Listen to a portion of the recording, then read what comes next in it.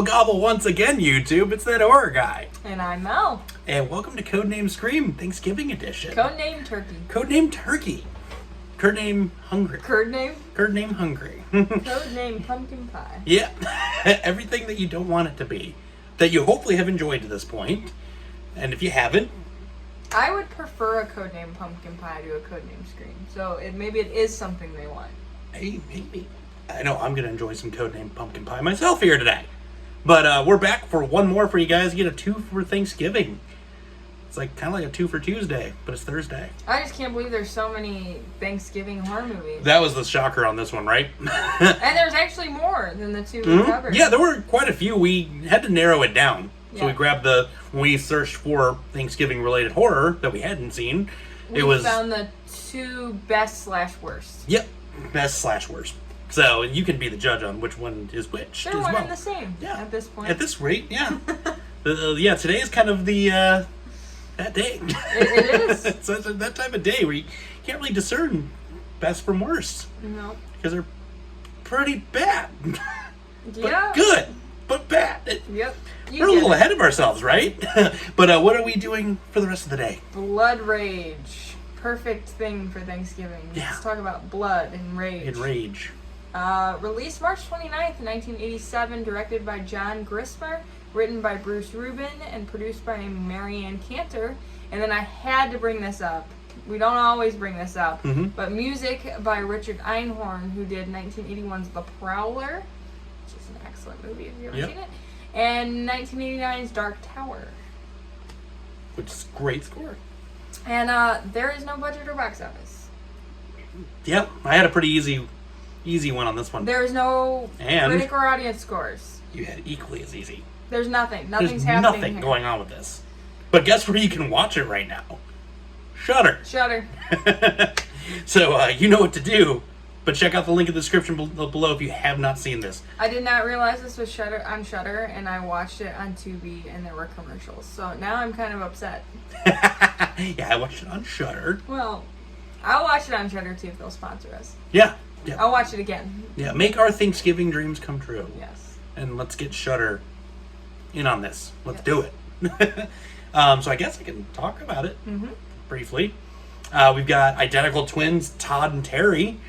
And, Terry is kind of a psychopath. Terry's not okay. Yeah, he's not okay.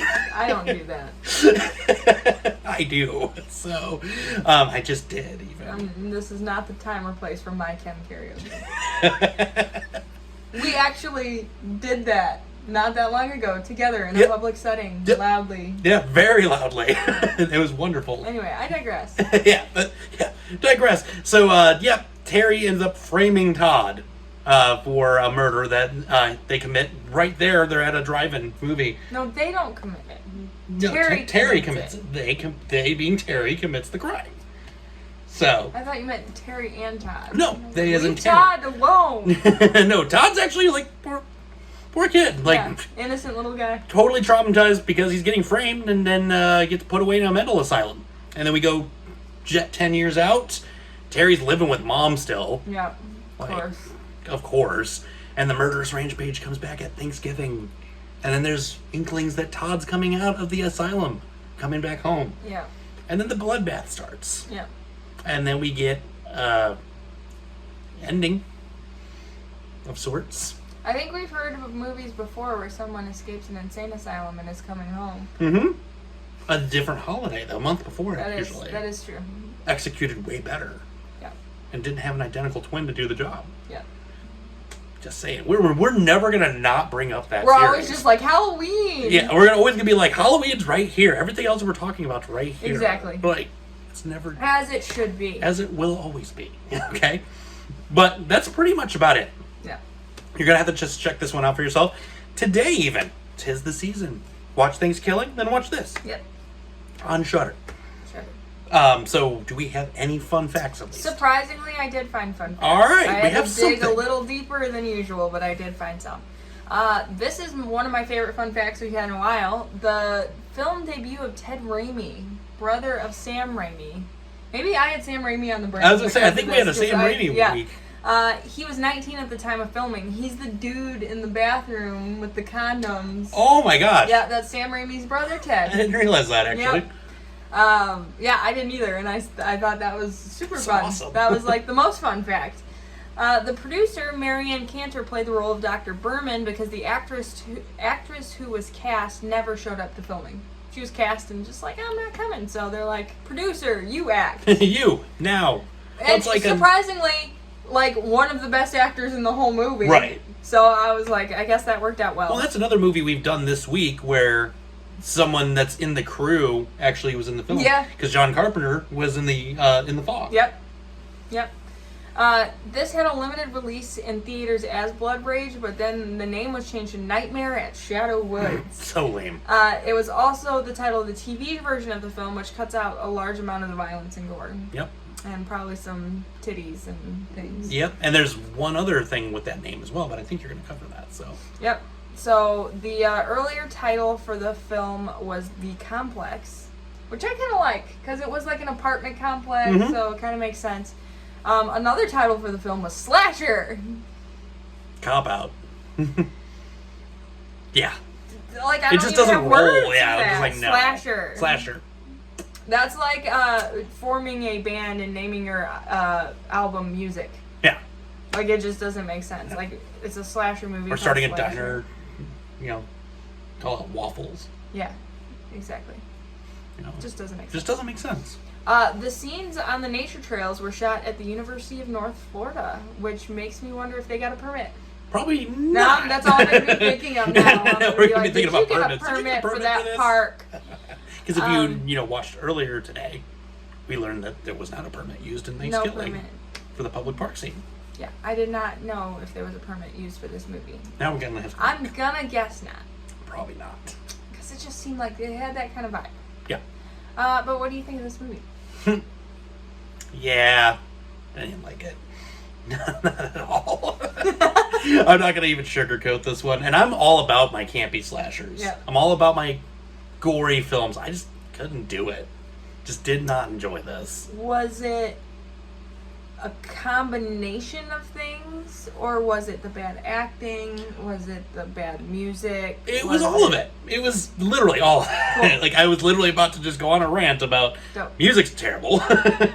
And usually the music's the first thing I go for. Well, I'm like, and yes. that's so okay. I'll save it for Yeah, I was gonna say save that. And the thing that bugs me about it is the fact that the scores from The Prowler and Dark Tower are actually great. Yep. So I guess you're playing to the audience in which you're making the music for, and I think he knew going into this, like, this is not gonna go well. So I'm just picturing him sitting at a keyboard, and he's like, "Oh my god, the acting is terrible." boom. Boom, boom.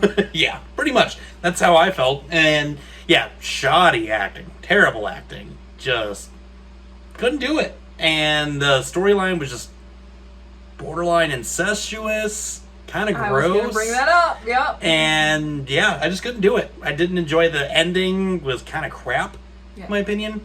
Just like this open. Like, did we leave it open ended because we thought we were getting a sequel? Thank God we didn't. Like, yeah, I couldn't do it. Like, yeah, and it's rare an occasion when you see me like, yeah, didn't like it.